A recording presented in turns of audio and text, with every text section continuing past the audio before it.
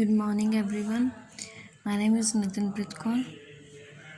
Today अपने को chapter हैगा प्रोबेबिलिटी। ਉਹਦੇ 3 एग्जाम्पल्स मैं सॉल्व करूँगी। फर्स्ट क्वेश्चन आंदा है, in simultaneously toss of 2 coins find probability of 2 tails exactly 1 tail no tail। इस क्वेश्चन 'ਚ ਆਪਾਂ ਨੂੰ ਕਿਹਾ ਹੈ ਕਿ ਆਪਾਂ ਜੇਕਰ 2 ਇਕੱਠੇ ਕੋਇਨਸ ਥਰੋ ਆਊਟ ਕਰਦੇ ਆ ਤਾਂ ਪ੍ਰੋਬੇਬਿਲਿਟੀ ਕਿੰਨੀ ਹੋਊਗੀ 2 ਟੇਲਸ ਆਉਣ ਦੀ, ਐਗਜ਼ੈਕਟਲੀ 1 ਟੇਲ ਆਉਣ ਦੀ ਔਰ ਨੰਬਰ ਆਫ नो ਟੇਲ ਆਉਣ ਦੀ। ਜੇ ਅਸੀਂ 2 ਟੋਇਨਸ ਨੂੰ ਟੋਸ ਕਰਦੇ ਆ ਤਾਂ ਉਹਦੇ ਕੋਲ ਆਪਣੇ केसेस कितने बनते हैं, हैड आने दे, टेल आने दे, हैड टेल और टेल हैड आती, यानी कि टोटल नंबर ऑफ आउटकम्स हो गई अपने को 4। सो फर्स्ट पार्ट हैगा अपने को 2 टेल्स मतलब अपने को केस कितना है 1, नंबर ऑफ फेवरेबल केसेस है 1, required probability total number of outcomes है 4।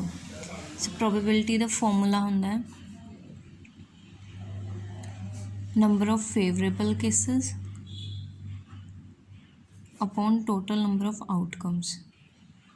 सो जो असी फॉर्मूला से इतने अप्लाई करते तो अपने को नंबर ऑफ फेवरेबल केसेस है 1 और टोटल नंबर ऑफ आउटकम्स है 4।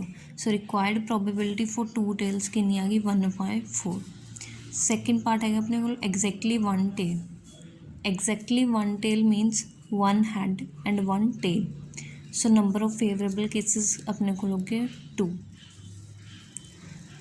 Same as it is formula apply करूँगे प्रोबेबिलिटी का, नंबर ऑफ फेवरेबल केसेस है 2 और टोटल नंबर ऑफ आउटकम्स है 4। सो यदि कटिंग करके आ जाऊँगा 1/2। थर्ड क्वेश्चन हैगा, थर्ड पार्ट हैगा अपने को नो टेल।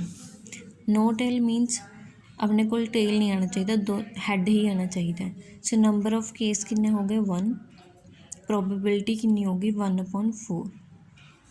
इसी का अपना फर्स्ट क्वेश्चन।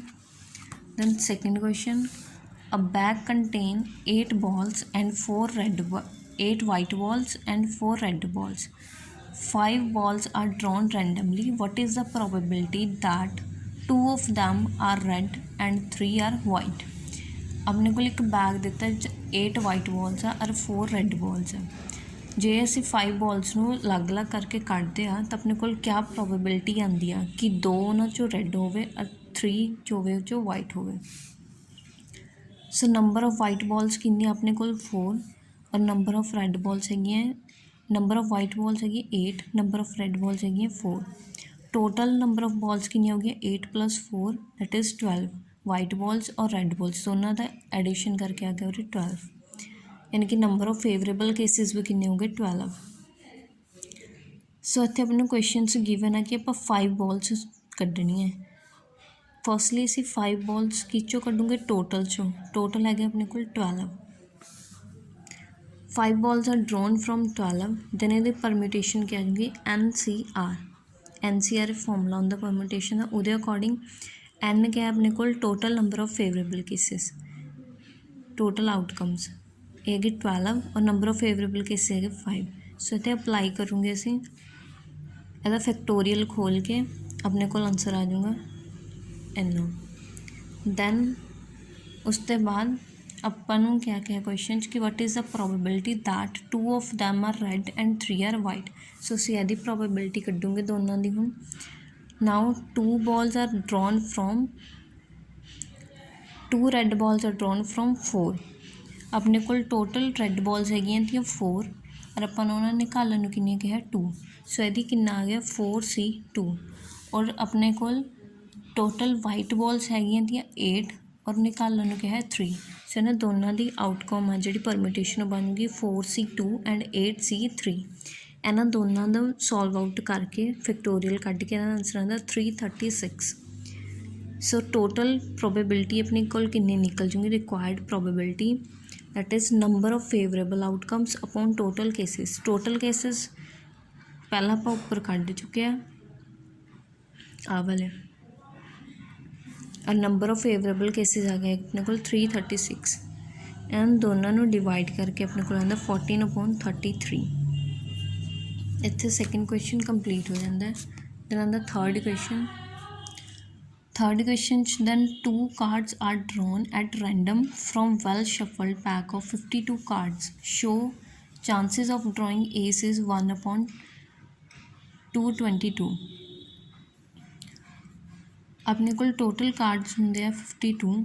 ਆਪਾਂ ਨੇ ਸ਼ੋਅ ਕਰਨਾ ਕਿ ਜੇ ਅਸੀਂ ਉੱਚੋਂ ਏਸ ਡਰੋਨ ਕਰਦੇ ਨਿਕਾਲਦੇ ਤਾਂ ਉਹਦੇ ਕਿੰਨੀ ਪ੍ਰੋਬੇਬਿਲਿਟੀ ਬਣਦੀ ਹੈ 1/122।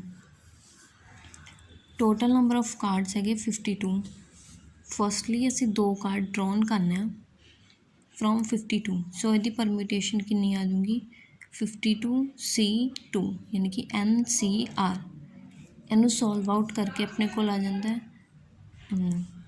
ਦੈਨ ਉਸ ਤੋਂ ਬਾਅਦ ਆਪਾਂ ਨੇ 2 ਏਸ ਕੱਢਣੇ, ਉਹਦੇ ਵਿੱਚ ਟੋਟਲ ਏਸਿਸ ਹੁੰਦੇ ਆਪਣੇ ਕੋਲ 4, ਆਪਾਂ ਉਹ 'ਚੋਂ ਕੱਢਣੇ ਆ 2। ਸੋ ਇਹਦੀ ਪਰਮਿਊਟੇਸ਼ਨ ਬਣ ਜੂਗੀ 4C2।